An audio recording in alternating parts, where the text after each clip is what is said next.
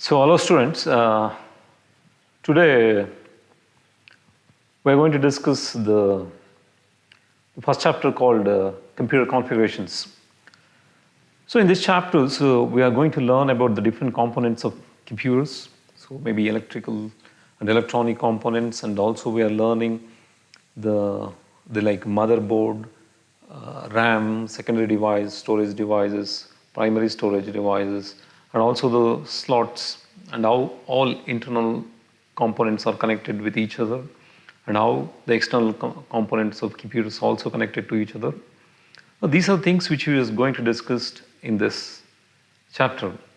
So at the end of this chapter, so you may be having sufficient knowledge to form or to configure or to assemble computers according to the requirements. So that's what we are trying to do in this academic as a first chapter. I think you're remembering the last academic, we have come across with the computers. That's where we studied about the evolution of computers. So where we had computers which are consuming a lot of power and are very expensive and also not able to do programming easily. And they are very big in size. And then we see the evolution, how the computers become so compact. Like palm top today's, we are using mobiles, palm top computers, laptops, so notebooks. Like these are the MacBooks. Now many type of compact computers are available, which are much powerful, cheaper, and also can do a number of operations with those computers. But whereas computers were used only for calculations, today we use computer for numerous applications. So why these computers become so popular? Always people think why computers are too popular. There are basically, so the computers are normally what they do means they are very accurate and they can handle large amount of data, and they are also very fast device. They are very speed. They're like fast calculating device. You give any task without human intervention, they can handle large amount of data. That's also one of these are the reasons why computers are so popular. And also they are earlier the investment was high. Now even though investment is high, so when you see the applications of those computers, it becomes cheaper, and also the volume of data which it is processed is it is remarkably uncomparable with human beings. Okay, that is the reasons. It has no intelligence of its own. It's made up of electrical and electronic components. They can perform any operations according to the instruction given to it. And if I ask somebody what's a computer means, it's not a single definition we come up with. There are many definitions. So someone say it's a universal information manipulator. Someone say it's an electronic calculating device. Someone say it accepts data on instruction and process according to the instruction and produce the result. And it has the capacity to store the information. Something like that. There are many reasons. We learn technically. When you see technically, the computer is made up of electrical, electronic components. They are put together as a unit to perform any operation required by the user. Remember, each individual component cannot perform by itself. So all components of computer has to work together. Then only it can perform any operation required by the user. So now let us learn something about the computers. I do not want to take the application of computers, where and all computers used. And let us focus mainly on what is the components of computers and who will be using the computers. That is what we try to learn in this chapter. That's what typical configuration of computers. I think there are certain things you can follow there. The computers evolved as a result of a man's search for fast, accurate calculating devices. Computers have thus become an integral part of everyone's life and useful in many ways by increasing the man's efficiency and enhancing its abilities. That's what already I've told. Why we use computers? They are efficient. So increases our efficiency. How? By doing fast, by working accurately. So they become an integral part of our day-to-day life. So everyone will be using computers, all walks of life. In schools, we are using computers. In hospitals, we are using computers. In space research, we are using computers. Medicine fields, we are using computers. Anyway, all walks of life, we use computers. Why the computers are not popular? Already I've said computer can perform various tasks in the different fields like science, engineering, business, education, training, entertainment. The computer works with high speed. They can handle large volumes of data with a greater accuracy and have the ability to carry out a specified sequence of operation without human intervention. So all these things I have already told. The computers basically includes a series of electrical and electronic circuits put together to form a single unit to perform the operation required by the user. And remember, the computer has no intelligence of its own, and it cannot perform any task by itself. It requires, to perform this operation, the computer requires the hardware, the software, data, and user, which forms the computer system to perform the different operations. This is like different components of computers. Basically, the important components are, because I said computers can perform very fast, it can, it is accurate, and it can handle large amount of data. To perform all these operations, we need components. So which are the components of computers? In order to carry out any operation by the computers, we need these components. So what are the components means? So we have start with hardware, software, data, and users. So what is hardware means? I think all of you familiar with what is hardware. So hardware is any physical device, maybe electrical, electronic, or mechanical components of computers. Like normally, whenever hardware means a physical device where you can feel, you can touch, you can see, like monitor, keyboard. There are some components which you cannot see inside. There may be a RAM, you can see it's also hardware. Hard disk is also hardware. There are many things. I think no need to explain about hardware. Most of you studied in last academic only. And then we have a software. So what are the software means? Software are nothing but instructions. Like already we studied about softwares in the last academic. That is the different types of softwares. Softwares is nothing but a set of instructions to perform the operation, any operation required by the users. They are classified into two types. One is system software, other is application softwares. So we have learned all those things in the last academic. Definitely we need a software to perform the operation. That's also one of the important components. And then we need data. So what is data means? These are nothing but the values. Data means the raw material, what you call raw facts or raw values that has to be provided to the computers. And using this raw data, the computer can process and produce the information. That's what we call as a meaningful information, which is again a data, but it has a definite meaning. So then we need a users, so who actually write the programs. So users are the people who write the programs to perform the operation required by other type of users. They're like programmers. They develop. There's analysts, there's a design, there's a programmers we call, and also we have testing people. There are something like this. So it's a different thing. We'll learn that also. At the end of this chapter, you are able to understand. Let us review the block diagram of computers. So what are the components of computer means? Basically, we have a hardware, software, data, and users. So now let us learn about last academic year, the typical configuration of computers, like review of a block diagram of computers, how computers looks like. So computer has four major components. One is the input unit. Second one is central processing unit, we call CPU. In turn, it consisting of control unit, arithmetical logical unit, registers, and we have a memory or storage unit, and then output unit. So now let us learn one by one. So we can see typical diagram here. So we have a data. Data is provided through the input unit. You can see here through the input unit. It goes to the memory under the control of control unit. This entire thing is the CPU, and data is stored in the primary memory. And again, it fetches the data and performs the operation. Again, the data will be transferred back to the memory, from the primary memory to the secondary memory, and finally, the output will be displayed on the screen. So this becomes a storage unit, and this becomes a input unit, and this becomes output unit. This is where we have a CPU, central processing unit, which is responsible for all the operation which will be performed. I think this already you have known, just like I'm explaining in abstract. I think it's a very simple one. You might have understood also last year. Let us go with one by one. So input units. What's the input units means? Input, already I have said computer works with the data and instruction. Data and instruction has to be provided to the computers. How do you provide this data and instruction to the computer means that is through one or more input devices. So we have a keyboard, we have a mouse, there are many other input devices depending on the requirements. So we may use different types. What actually this input device does means, or input unit does means, this links the external world to the computers. So normally these input devices have a circuit that will be converted into machine understandable form. So that's the role of input unit. So next we have a CPU. So what is CPU means? A central processing unit.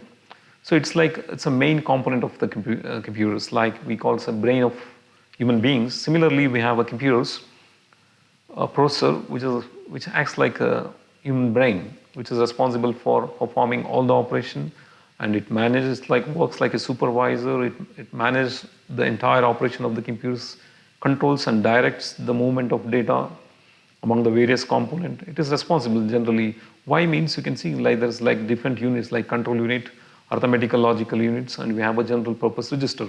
What does this control unit means? It's also part of, as already I said, what central processing CPU does means the processor. It fetches data and instruction from the memory, and according to the instruction, it performs on that data, and again the data final result will be transferred back to the memory. In order to do these things, we have assisted by many other components. That is, we have a control unit. What does this control means? Control unit is responsible for control and coordination of the different components inside the computers. Maybe we have an input device, maybe we have an output device, maybe we have a storage device like primary and secondary, and also we have other components. So there is, how do you know? How the computer knows that this is getting data from the input device, and why the computer performs only the required operation, not everything. We provide all the data, but it does only specific operation, and how these are all possible, and why only the output displayed, not everything. There are many things, but it displays only what is we have mentioned. How it knows all those things? That is because of the presence of control unit. That's what I said. Control unit controls and coordinates the various components, the movement of data or maybe instructions and generation of final result, and display only the specified in the instruction, not everything. Because computer primary memory and secondary memory contains most of the data, and all the things will be present. But how computer is able to specifically display only what is required? That's because of the presence of control unit.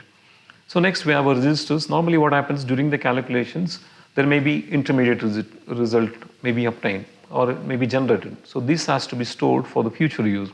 So this is done by the what we call registers. The registers are temporary storage in the computers. There are some registers which we call as a specific registers, and we have some registers which is called as a general purpose registers.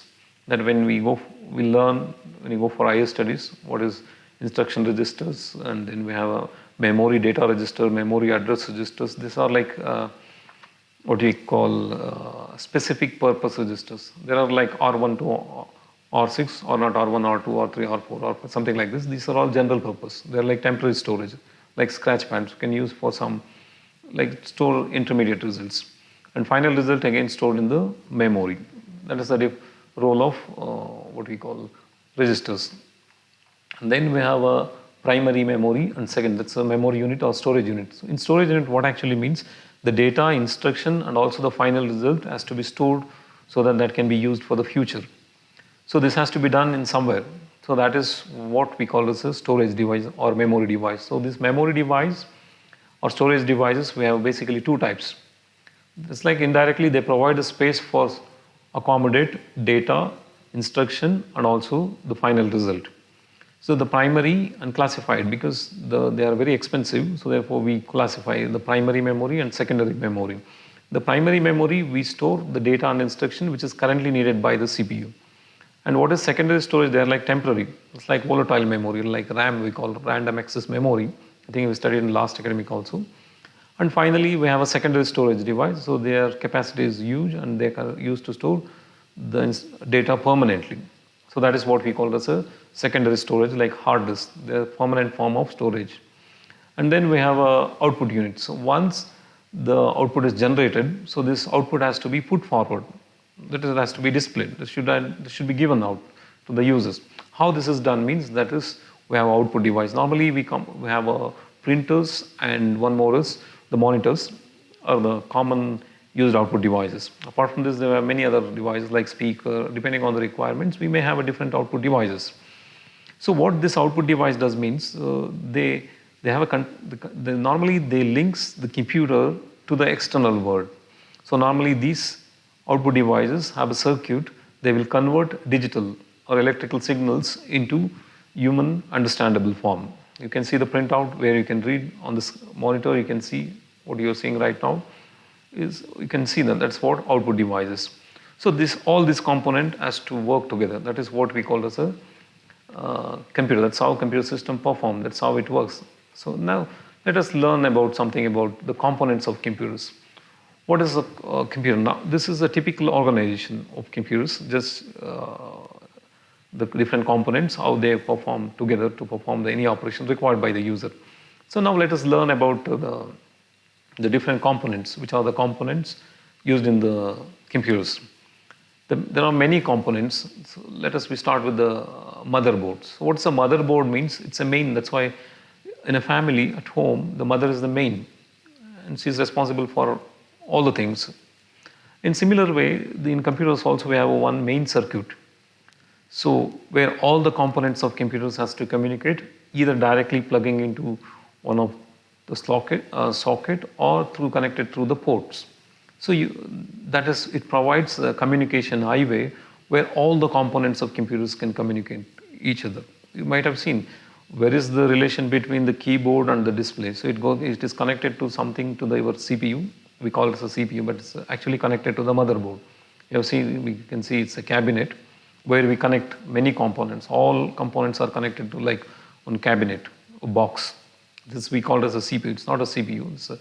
It is what we call, it's a cabinet. It's housing all the components of computers. In that we have a motherboard. Through that motherboard, all the components are connected. So that is what the main motherboard is. It's a main circuit board where all components of computers has to be communicated to each other through the motherboard. So either by directly plugging into one of the slots or sockets, or it connected through the port. That is what we call as a motherboard. We'll see the diagram. I'll show you practically when the class starts, and you can see here with the image. I'll show the image. It's there. Okay, that's what we call as a motherboard. So you can see here the motherboard or the system board is the main circuit board inside computers. Every component inside the computer and also outside the computer has to communicate through the motherboard, either directly plugging into it or into it means there is a socket, there is a slots, or by communicating through the motherboard port. So opening available outside the motherboard. I'll show you all those things. We'll learn all these things. Maybe your USB port where you're connecting, that's called port. Where your RAM is placed inside, that is the slot. That's a socket. And processor is also placed. We'll discuss all those things. The motherboard provides the platform for all the components. That's what I said, it's a main circuit board. All components, maybe internal, let's say internal components, peripheral means external components to communicate with each other. That's why I said it's a communication highway where all the components of computers are able to communicate with each other. So now the electronic components are mounted on the motherboard, which are the components I already have told. It's a processor and memory chips like RAM or ROM or many other secondary storage devices, various interfaces, and also various ports and also expansion slots, expansion cards. Motherboard is the hub through which all the components of the computers are connected and they are able to communicate. Like we have a RAM, that's a main memory, primary memory, hard disk or drive. They are the secondary memory, and also your like CD, all those CD drive, optical drives, compact disc or DVD. Now what you are using, now you are using Blu-ray. All this are connected to the motherboard. The motherboard may be, now we classify the motherboard, how the motherboard can be classified. So depending on three factors, we have different types of motherboard. So one is called form factor. So now we have understood what is motherboard and why do we need motherboard, what are the components of motherboard. Now what are the components means, how the different components are able to connect. These are like RAM, secondary, all the components. Whatever you see computer components, all has to be connected to the motherboard. That's like a central hub. All the communication with each other has to be done through the motherboard. That's why it's called system board or motherboard. So what are the how do you identify motherboard means they depend on three factors. One is called form factor. So what is this form factor means? It is like motherboard geometry, how it looks like. It's a shape, also dimensions, arrangement of electrical requirements. So this is what we call as a form factor. So form factors refers to the motherboard geometry, dimensions, arrangements, and the electrical requirements. So different standards have been developed to build a motherboards. The standards means certain rules we are using. There's standards. Everyone has to follow the same thing. And we have today ATX. I think whenever you talk about motherboard, so we come across with advanced technology extended, but we do not know actually ATX motherboard. Somewhere in whenever they give advertisements, you might have seen the motherboard with this bus capacity, and this is the ATX motherboard. This, we learn is the most common design of motherboard for desktop computers. The next one is called chipset. So because already I've said it's a motherboard is a main circuit board where all the components of the computer has to be communicated through the motherboard. So there will be one more component inside the motherboard only, which controls and coordinates the movement of data or maybe instructions or electrical signals from one component to another component. That is what we call as a chipset. The chipset controls the majority of resources of the computers. Correct? No? That's what I said. Resources here, data, electrical signals, whatever it is inside the computers, all has to be communicated. That has to be controlled because data collision, data may be lost because of the collision of data. So it has to be prevented. That is done by the chipset. The function of the chipset is to coordinate data transfer between the various components of the computers. As the chipset is integrated into the motherboard, it has to be important to know that it has the recent chipset. So in order to maximize the computer upgradability. Now what happens means if your motherboard supports for the advanced devices or for the next other 5 years, what are the technologies we are producing, and the chipset should be integrated. Normally chipset will be inside the motherboard only, but whenever we purchase motherboard, make sure that it has the recent chipset, so that whatever the technology comes, and this chipset will be able to accommodate that new technology or new resources can be connected to the computers directly. Maybe you think of the computers which are 10 years old will not be able to connect with the USB. That's a simple example I'm saying. In similar way, whatever the technology it comes, so we have to buy the motherboard which has the recent chipset. And one more, the motherboard is classified using is the processor socket. So the processor is the main what we call circuit or the main processor where we keep the processor on the socket. That depending on the socket, also we have a different types of motherboards. So maybe it's a rectangular connector into which the processor is mounted vertically, or it's a square shaped connector with many small connectors like low insertion force socket or pin, what we call pin grid array, PGA, or multi-pin grid array. We'll discuss all those things. So this is how motherboards are like form factors, chipset, and processor socket. Let us learn about different types of motherboards. We have different types of motherboard. First one is we have a XT motherboard, we have a AT motherboard, and also we have baby advanced technology, and we have the most sophisticated today's advanced technology extended motherboard. So I think this is enough for this today's class. Next class I'll continue with the types of motherboard and what are the differences between the different types of motherboards. I'll be continuing the next